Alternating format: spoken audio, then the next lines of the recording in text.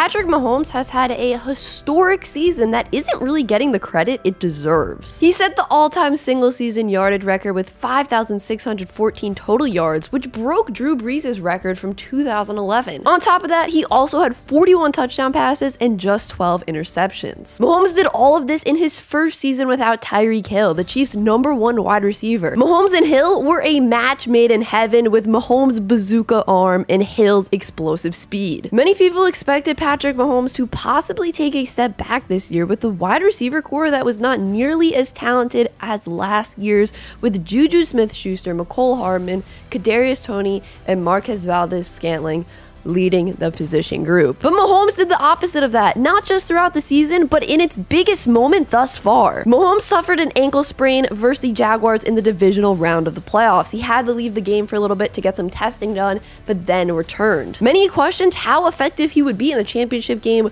versus the Bengals. It was reported by Tracy Wolfson that Patrick Mahomes had been getting 4 to 5 hours of treatment every day in the week leading up to the Bengals game.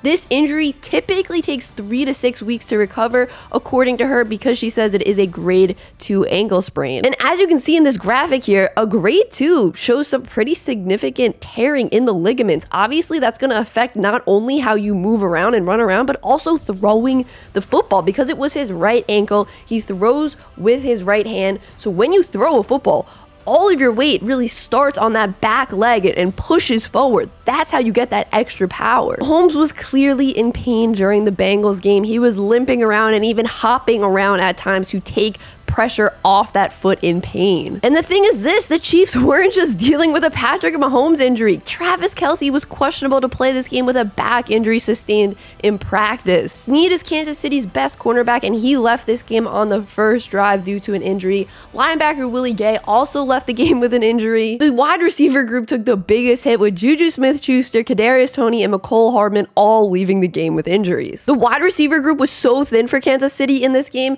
Marcus Kemp caught his first pass of this season late in this game. His first pass caught of the season. Mahomes somehow gutted it out and persevered through all this to lead the Chiefs on a game-winning drive. And on this drive, he actually ended up running on the last play to get the first down and get Harrison Butker in field goal range. But hadn't Mahomes really do all this with an ankle injury that would have kept him sidelined if this wasn't the playoffs? His coach since 4th grade, Bobby Stroop. That's how. Mahomes and his trainer/coach implement exercises into his training regime not only to prevent injuries like this, but to make them as comfortable as possible if they do end up happening, just like in this current case. Bobby tweeted out this. This is his pinned tweet.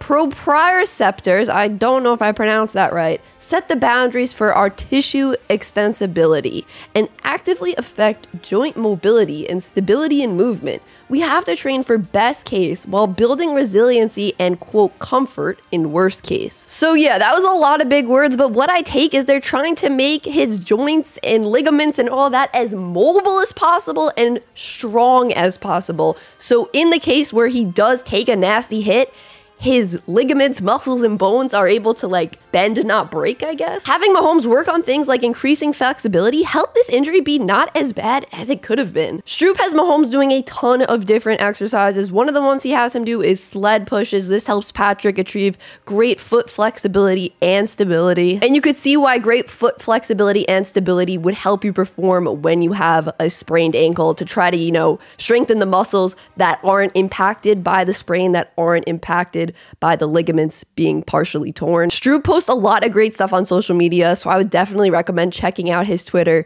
and his Instagram. I just found this super, super interesting, and I honestly wonder what would have happened with Mahomes if he hadn't had this whole training regime done in the past with him. Appreciate you guys checking out the video. Peace.